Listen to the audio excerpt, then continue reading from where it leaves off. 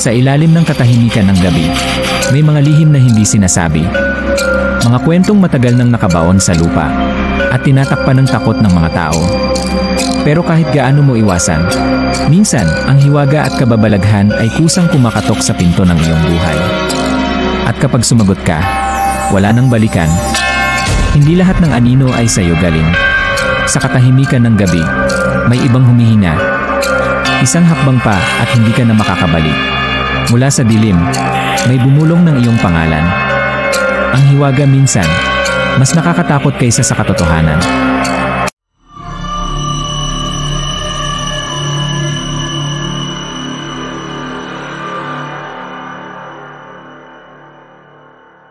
Marahil isa ito sa mga tuluyang naibaon sa limot, ngunit hindi may tatatwa, na minsang naghatid ng hilakbot lalong-lalo na sa lalawigan ng Pampanga. Ang sunod-sunod na pagpaslang sa nabanggit na lugar na naganap taong 1810 at ang mas nakagigimbal pa, isa umanong pari ang nasa likod ng lahat ng ito. Siya si Padre Juan Severino Malyari. Kung babalikan ang madilim na kasaysayang ito, naitala ng Nuoy Puwersa ng mga Kastilang Guardia Sibil ang paglitaw ng mga katawa ng mga biktima sa nasasakupang bayan ng Magalang. Sa detalya ng kasaysayan, sinasabing isa-isang natuklasan ang mga bangkay sa naturang bayan na animoy itinago lamang na parang basura. Bunsod nito ang pagsidhi ng takot, lalong-lalo na sa mga kapampangan ng panahong yon. Subalit mas nakapagpataas ng kuryosidad sa mga opisyal at puwersa ng Colonial Police sa kung ano ang motibo at kung sino ang nasa likod ng sunod-sunod na pamamaslang.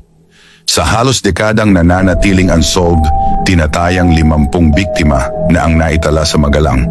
Sa katunayan at sa ganitong dahilan, nag-ugat lalo ang takot ng mga mamamayan kesa sa mga Guardia Sibil o praile sa panahon ng kolonyalismo. Gayon na lamang ang pagkabigla ng lahat ng ituro ang isang pari na nasa likod ng karumal-dumal na mga kaganapan. Ilan sa mga rason kung bakit tila hindi kaagad nag-sink in sa mga mamamayan ng panahong iyon na pagdawit sa ngalan ni Padre Malyari ay ang kanyang mga magagandang record sa lipunan. Kung pagbabasihan ng mga nailimbag na direkto, talye at kasaysayan sa librong Kapampangan Pioneers in the Philippine Church na akda ng psychiatrist at historia na si Dr. Luciano Santiago, idinokumento at isinalaysay nito na sadyang may angking diskarte at pagpupursigi ang Nooy Juan Severino nang sandaling siya ay mag-apply bilang pastoro sa isang simbahan at makailang ulit nga siyang na-reject. Ayon pa sa akda, nakamamangha ang ginawang ito na naging kura-paroko sa Magalang. Sa pagkakataong iyon, tila nasulit ng bagitong padre ang ilang taong pag-aaral sa pagpapari sa University of Santo Tomas, lalo at tuluyang naikabit sa kanyang ngalan ang salitang padre o father.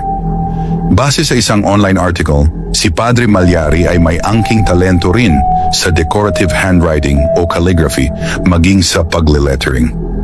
Ayon sa mga nasaliksik ng isang online magazine sa pamamagitan ng Singsing, isang quarterly publication sa lalawigan ng Pampanga, sinasabing dinedekorasyonan pa ng padre ang kanyang mga taonang report sa simbahan ng mga flowered vines at guhit ng mga anghel na nasa ibabaw ng ulap.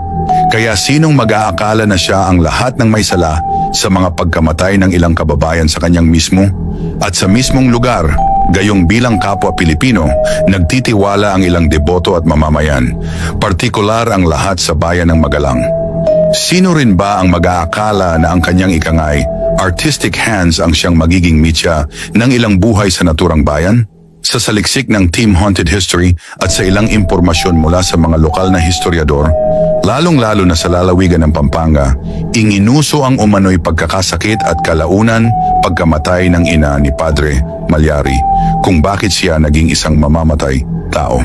Sa ilang dokumento ng gobyernong Espanyol na nakatalaga sa Magalang, sinasabing hulam ang sanhi ng pagkakasakit ng kanyang ina. Sa kanyang isipan, naikintal umano ng padre na baka may pagkakataon na gumaling ang kanyang ina kung siya ay papatay.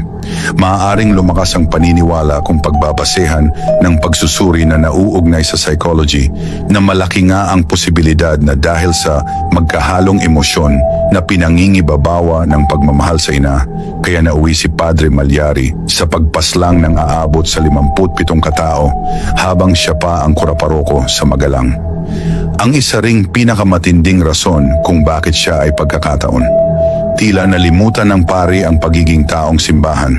Sa pagkakataong iyon, tiyak kung sasabihin dumaraan nga sa isang mental illness ang pari, lalo at pinatotohanan ng publication na sing-sing na siya ay afflicted ng severe psychosis.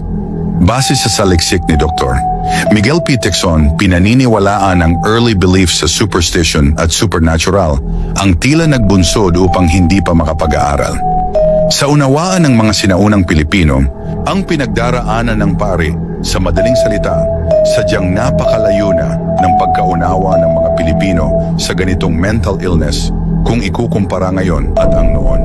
Hindi rin maisasantabi ang katotohanan na kahit umano nasa kolonyal na pamamahala ng mga Kastila ang Pilipinas sa mga panahong yon, marami pa rin sa mga Pilipino ang naniniwalang lahat ng hiwaga, lalong-lalo na ang mga pagkakasakit ay ibinubuntun sa mga supernatural. Sa dagdag na saliksik ng Team Haunted History, hindi rin may sasantabi na tila advanced na rin ang mga kaalaman ng Espanyol ng panahong yon, kaugnay sa mga gatong klaseng kaso kung kaya't itinayo ang Hospicio de San Jose, ang kauna-unahang mental hospital sa buong mundo, ayon sa akdang inilabas ng Alitea. Bukod pa rito, sinasabi rin sa saliksik ni Dr. Tixon na ang naturang mental hospital ay pinangangasiwaan ng ilang religious charities ng panahong iyon, kung kaya't questionable tuloy kung bakit hindi ipinagamot sa naturang hospital si Padre Malyari, bagkus ay inaresto na ito agad ng mga otoridad. Sa katanungang paano natuklasan ang kanyang ikangay darkest side sa kabila ng pagiging alagad ng simbahan, ang sagot ay dahil sa kanyang pagkakasakit. Dahil dito, pansamantala siyang nagkaroon ng kahalili sa simbahan ng Magalang. Ang taong ito ang siyang nakadiskubre umano sa mga patak ng pulang likido at natuntun nga ang lahat ng mga bangkay na iyon sa tahanan ng pari. Dito rin umano natagpuan ang ilan pang mga kagamitan ng mga taong pinaslang ni Padre Malyari. Wala mang nakatuklas sa kung paano o ano yung eksaktong paraan na ginawa ni Padre Malyari upang kitlin ang buhay ng mga inosenteng ito. Naniniwala pa rin ang mga lokal na historian sa lalawigan na ang mga taong naging biktima ng pari ay siya mismong tigasunod ng kanilang simbahan o masasabing may malapit na relasyon sa pari. Sa beresyong pangpsikolohikal, idiniin na maaaring may hindi magandang relasyon ng pari sa kanyang ina, kung kaya't dito niya ibinunto ng lahat sa paggawa ng karumal-dumal at hindi katanggap-anggap na krimen.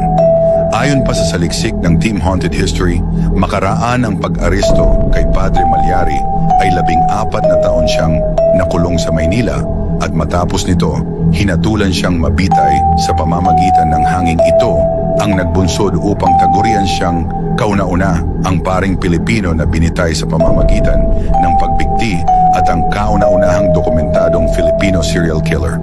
At inyong natunghayan ang tila nalimutan na at untold story ni Padre Juan Severino Malyari at sa kung papaano siya naging isang serial killer sa kabila ng pagiging alagad ng simbahan.